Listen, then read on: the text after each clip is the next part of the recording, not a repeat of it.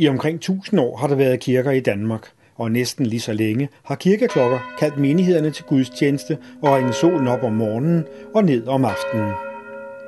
Lige så længe som der har været kirkeklokker, har der været en klokker, som har fået klokkerne til at lyde ud over egnen. Det er ved at få en ende nu. En 1000-årig tradition med, at klokkeren går op i kirkens tårn for at ringe med klokkerne, er ved at blive historie, fordi der indføres automatisk ringning i kirkerne. Det er Arbejdstilsynet, der påbyder, at klokkernes arbejdsforhold skal forbedres. At få de store klokker i svingning er hårdt og tungt arbejde, og lyden fra klokkerne er så høj, at det er nødvendigt at arbejde med høreværn. Når man ringer med klokkerne, så er der 2 forskellige måder, man ringer på. Enten ringer man med den store klokke, en klokke, det er solen op og solen ned. Så er der højtider, det vil sige gudstjenester, eller der er begravelser og bisættelser, ringer man med 2 klokker. Og det vil sige, at man ringer med den store klokke, den er i og for sig nem at ringe med. Den er vuggeophængt.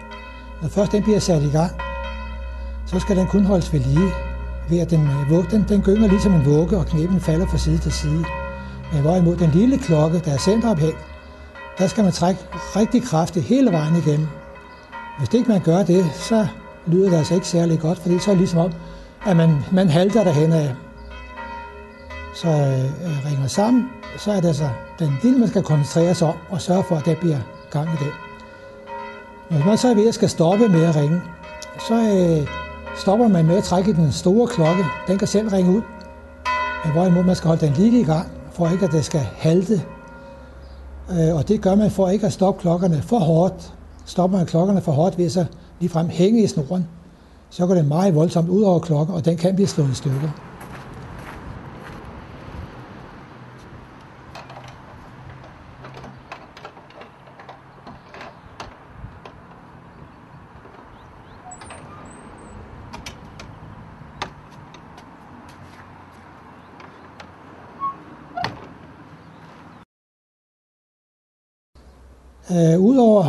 Udover at ringe til gudstjenester, så er der også bryllupper, men der bliver der ikke ringet sammen, der bliver der kimet sammen.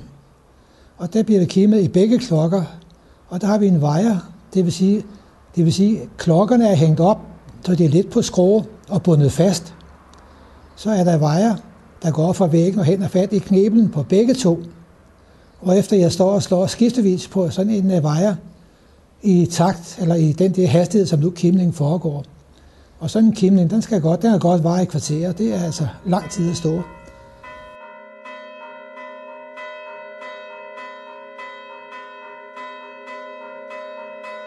Det er nogen, der synes, det er moderne at komme for sent til et bryllup. Så når først man har stået så kimet 5 minutter efter, at bruden skulle være kommet, så er der ikke skønne tanker, man sender til en dernede, men det går indtil videre. I forbindelse med klokkeringning har vi også bedeslag, og det foregår om morgenen efter solen er ringet op med 9 bedeslag, 3x3 for Faderen, Sønnen og Helligånden. Det samme igen om aftenen, 9 bedeslag, 3x3. Endvidere er der bedeslag i forbindelse med gudstjenesten. Når jeg har ringet sammen, så slutter jeg også med bedeslag, med 9 bedeslag. I forbindelse med en bisættelse, som foregår inde i kirken, efter præsten har lyst velsignelsen, kommer der også 3x3 bedeslag. I forbindelse med begravelse, når præsten er færdig og lyst velsignelsen over afdøde, er der også 9 bedeslag, 3x3 bedeslag.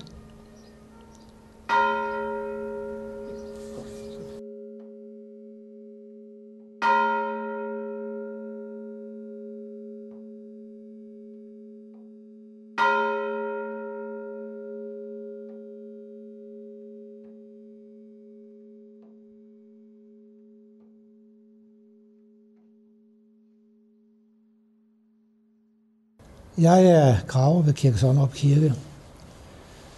Jobbet som graver, det er et alsidigt job. Jeg starter hver morgen kl. 7:30 med at ringe solen op med den store klokke. Og jeg ringer solen op, der slår man 150 slag, og så slutter man bedeslagene. Derefter så fortsætter jeg jobbet derude på kirkegården, og alt praktisk arbejde på kirkegården. med renholdelse og små vedligeholdelser. Om søndagen, der er der gudstjeneste. Der er mit job, det er at starte en time før gudstjenesten med at ringe med klokken. Det er med den store klokke. Der ringer vi 100 slag. Efter det går vi så ned og hejser flaget, så vi kan se, at der er fest i kirken. Efter at have flaget det er hejst, går jeg ind i kirken. Hvis ikke jeg har hængt salmenummer op om lørdagen, så er det salmenummer, der skal hænges op allerførst. Er der altergang, så skal alterbordet dækkes, og det vil sige, at der skal bære på alterskranken. Der skal hældes vin op, og der skal hældes oblater op. Er der barndåb, så skal jeg sørge for, at der er varmt vand.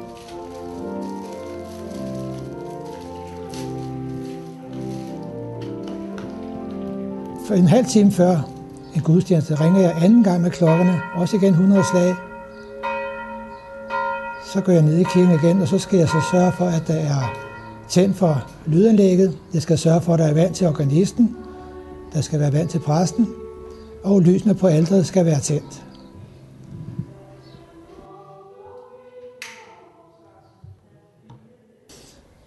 Fem minutter før gudstjenesten, så går jeg i tårnet igen for at ringe sammen til gudstjenesten.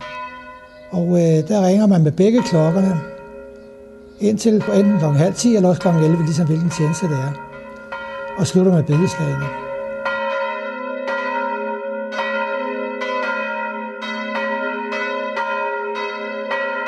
Når jeg er slut med bedeslagene, så lukker jeg af op i tårnet, går ned og lukker dørene ned i kirken og sørger for, at det hele er klar, hvorefter jeg går ind og så være med ind i kirken til tjenesten.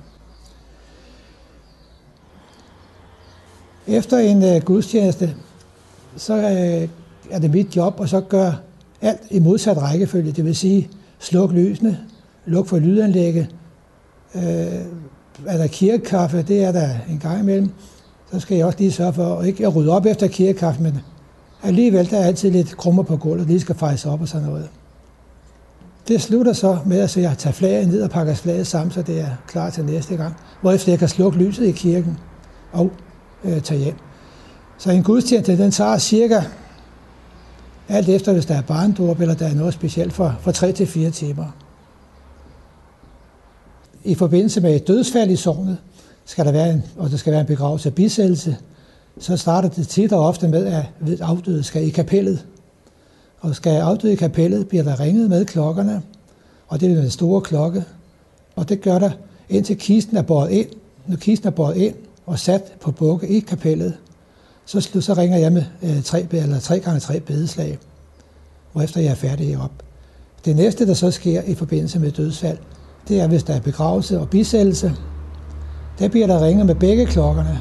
Vi starter med at ringe et kvarter før en begravelse starter med begge klokker.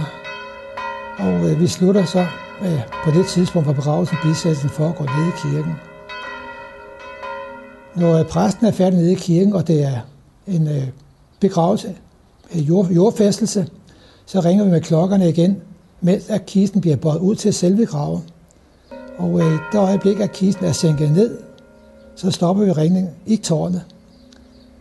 Hvorefter præsten foretager selve jordpåkastelsen. Og når det er overstået, så får vi et tegn, hvorefter bedeslagene kommer. Så er der tit og ofte, der skal synges en sang, eller vedkommende lige skal et familiemedlem, der skal takke ved graven. Når det er gjort, så får vi tegn igen op i tårnet, hvorefter der bliver ringet med begge klokker i 5-10 minutter, alt efter hvor mange mennesker der er med, og hvor længe de bliver stående ude. Så. Men i forbindelse med begravelsen, der er også noget med flaget, der skal hejses. Det bliver hejst om morgenen. Når kisten bliver flyttet fra kapellet til kirken, så bliver flaget hejst på halvt. Og i det øjeblik, at begravelsen er overstået, og jordpåkasten har været, bliver flaget efterhejst på helt, hvorefter det sidder resten af dagen, for at se, at der har været noget i kirken, og bliver taget ned, når solen bliver ringet ned. Gunnar Rasmussen har været klokker og graver ved Kirke Sonnerup Kirke i mange år, og når han ikke lige har haft en afløser, så har han ringet solen op og ned hver dag i alle årene. Desuden har han ringet til gudstjenester hver søndag og til andre kirkelige handlinger. Det er historie nu. I maj 2010 blev der installeret automatisk ringning i kirken, og Gunnar Rasmussens arbejde er blevet mindre belastende, for nu sørger automatikken for, at lurerne i tårnet åbnes, og at klokkerne ringer på de rigtige tidspunkter.